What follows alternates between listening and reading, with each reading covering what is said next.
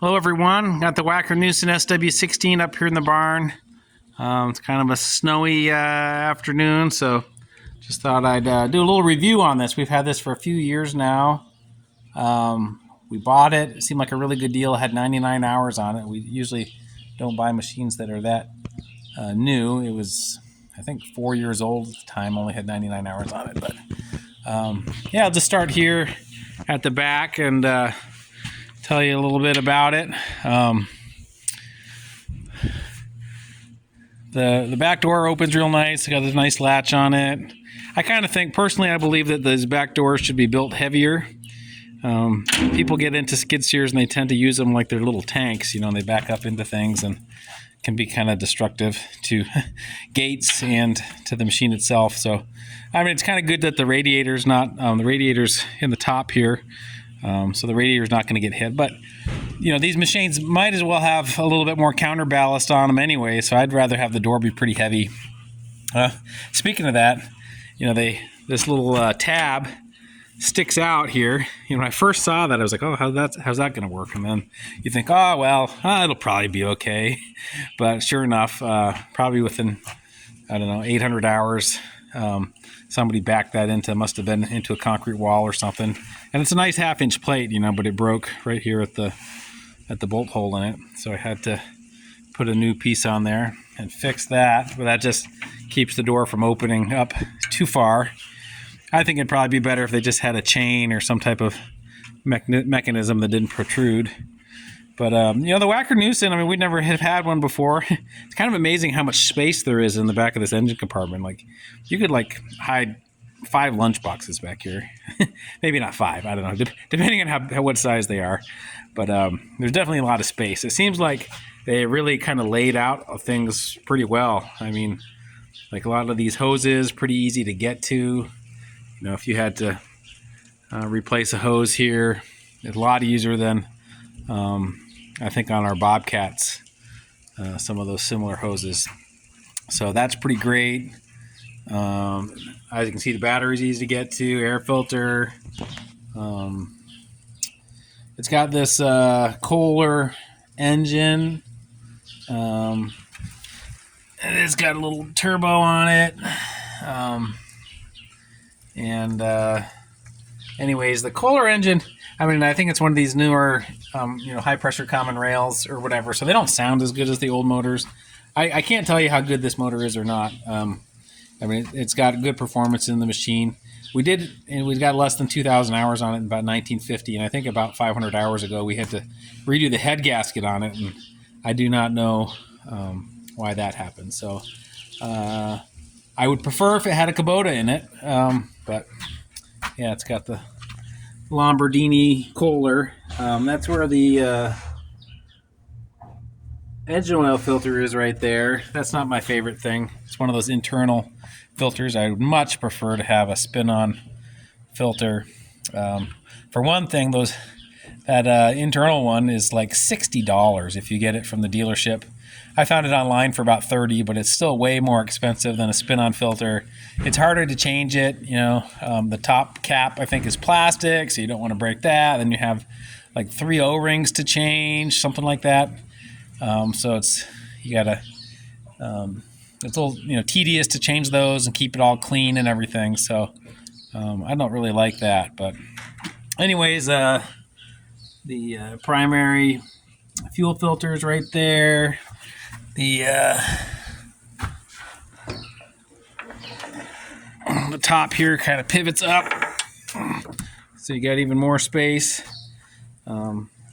Anyways, that's probably a good system. So coming around, we got the little weight package on it. I really like how they recessed the lights in here in the back of the frame. So a lot more recessed than Bobcat. You know, you see a lot of Bobcats that the lights in the back just are gone, and that happened to ours. So like we even put a light on the back of the cab. Well, the cab's tilted forward right now on our Bobcat because the back lights were always getting pushed in. So yeah, we got the little weight package on that helps out the performance a little bit. It's got pretty nice tie down points on it. I like the external fuel fill, so you don't have to open the back of the machine up, because that's how you get the back door opening and closing, opening and closing. Sometimes it doesn't close right. Someone drives away after fueling it with the door open and then turns and breaks it and springs the hinges. Another pretty impressive thing on this is just how easy it is down here. Like if you're trying to, like right now, I'll get into it a little bit later, but I'm trying to adjust the drives here for the steering levers. And I think you'll see on the Bobcats, the older Bobcats, that's a little bit harder to get to. It's kind of a little bit higher up and kind of tucked on top of the motor, top of the front of the motor, or not really on top of the motor, but it's kind of like back here, a little harder to get to. So this is a lot easier. Got your hydraulic filter there. We've never actually changed that. We probably should. It's almost 2,000 hours. But this doesn't run attachments very often.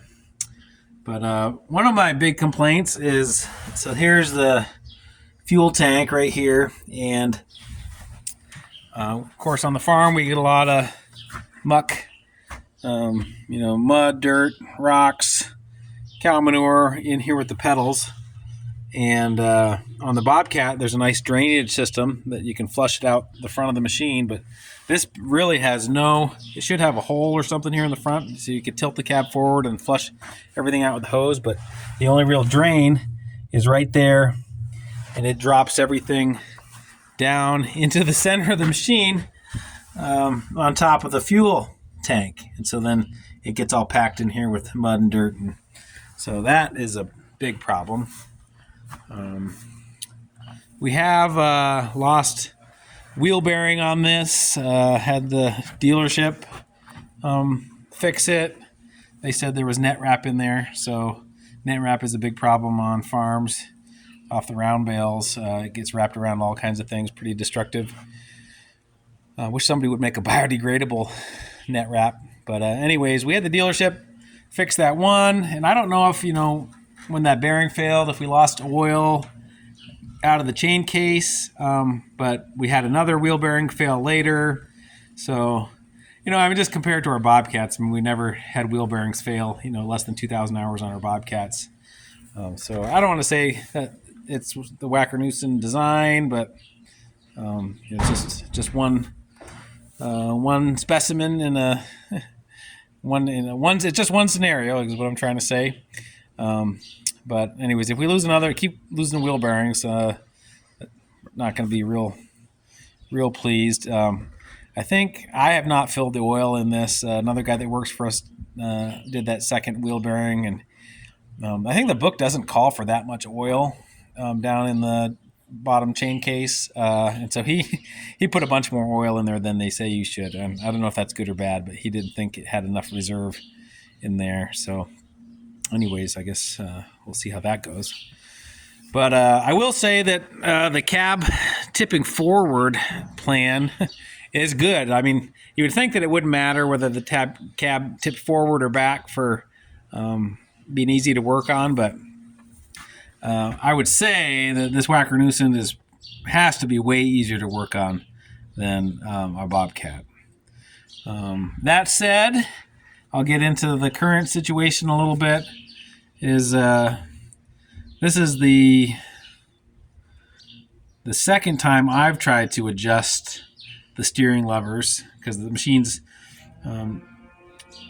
not quite fully in neutral when you go to start it. So then it's kind of making funny noise and it's putting pressure on the parking brake and it's wanting to creep around. And I just did watch that and see on YouTube that Wacker Neuson has a really good video on how to properly adjust these drives. I think these are the drive motors, right? But anyways, well, it's not the drive motor. I guess it's the pump. Anyways, yeah, I was doing it wrong before. I made it better, but I wasn't doing it as systematically as their video. I still don't fully understand their video, but I am doing better getting it adjusted. But that said, on our Bobcats, we never had to adjust any of these, at less than 1,000 hours. And so I don't really know if some of these components aren't great, or if the quality control coming out of the factory wasn't quite what it should be. But here we are at like 1,900 hours, and there was a big dead spot on the left, and the right side was trying to go backwards when you started it. So I'm getting that adjusted. But there was a big dead spot on the left side, I guess, like I said. And so this arm here, so this is on the inside, is the left steering lever. So this bolt here was loose. So this arm was kind of flopping around, part of the big dead spot. And then there's a little rod end that goes on here that takes this rod input back to the pump or drive or whatever you want to call it. And so this end that goes on it has already failed. It just falls right out of here. Or it was. Anyways, this is, it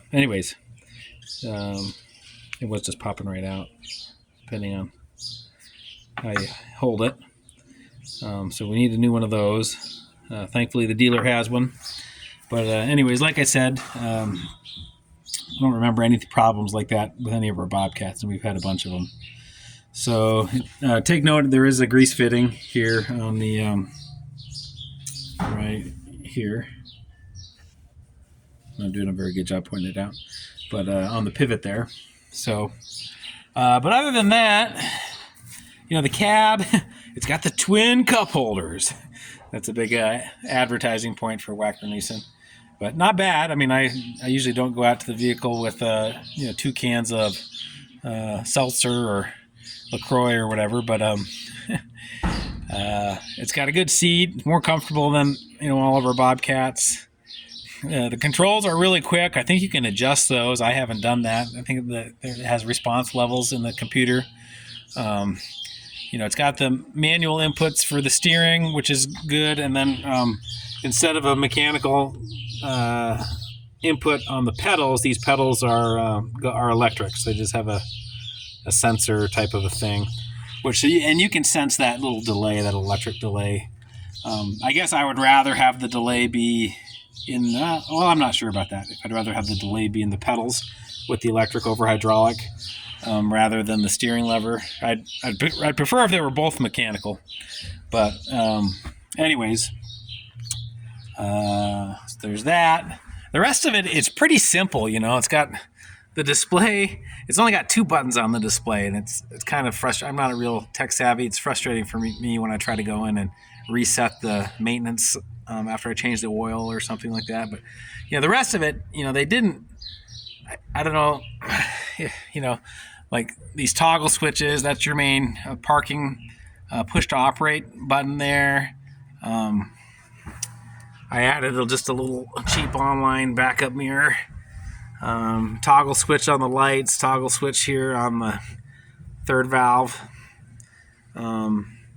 So pretty simple. I mean, I think a lot of the stuff you could probably, in a pinch, if you had to wire a new light switch in and use something other than the factory one, or even that factory one is probably pretty simple and not that expensive. I don't know that, but you got your emergency exit out the back window there. A lot of people don't know that about skid steers. A lot of skid steers, well, at least Bobcats, you're designed to pull that triangle tab up there, and it pulls out that little extra rubber gasket there, so it allows you to push the window out. So anyways, check your in your machine, check your owner's manual. And I've actually not checked the owner's manual on this. I'm just going off of experience, but know where that is, because my dad tipped a skid steer over into some frozen manure in the winter, and the machine started sinking in there, and he had to crawl out. And I'm not sure, actually, if he knew how to get out the back window. So anyways, think about that. I got the hydraulic fill here. It's a little bit of a, the cab, it tips forward pretty easily, but You need a 15/16 or 24 millimeter. And then on the right side here, there's where the bracket kind of comes in through here. You can kind of see there's a little wear spot there. Where on the left side, you can get on there with like a right angle impact or something pretty easily. But on this right hand side, you need a short socket, and it still doesn't want to go on there real easily. Maybe you need a little, if you had a wobble socket or something like that, it would go better. So yeah, that's about it. You know, this is a radial lift. I guess one other thing I'll point out is some of the grease fittings on this, like these ones are the most problematic on the back of the lift cylinder. It seems like we've broken those a number of times. It's a little bit harder to get the grease gun on those, and it'd be a lot better if you could just grease the pin from the outside right there. That would be better. The top of the tilt cylinders, you can look up there, right there where I'm shining the light, and you can just see it's a little bit dirty there, and that's rust coming out of that because the top of that tilt cylinder has a plastic bushing in there instead of a grease fitting, which I think is a little bit ridiculous because I guess they thought they were saving us from having to grease it, which they are. But then sometimes, especially when it was new, it would make a squeaking noise as if it needed grease, but you couldn't grease it. And who knows when that plastic bushing is going to wear out. Then you're going to have to go, order a plastic bushing. I'd rather just grease it. You're already out here with a grease gun. Might as well just grease it. And you can see, that when it gets rained on, it pushes a little bit of rust out of there so it is rusting interior there. So, what else is there to say? There's a little inline fuel filter right there, a little lift pump. Some of the filters for this, I already mentioned the engine oil filter. I think even the fuel filter was a little bit hard for us to find. This one, aftermarket, but I think we did eventually. Maybe it wasn't as hard as I thought. But yeah, I guess the jury is still out on it. Like I said, we got a good deal on it. There's some good things about it. So I guess it depends on, if you have a dealer close by, which we do. So that's good. But yeah, the Wacker Neuson SW16.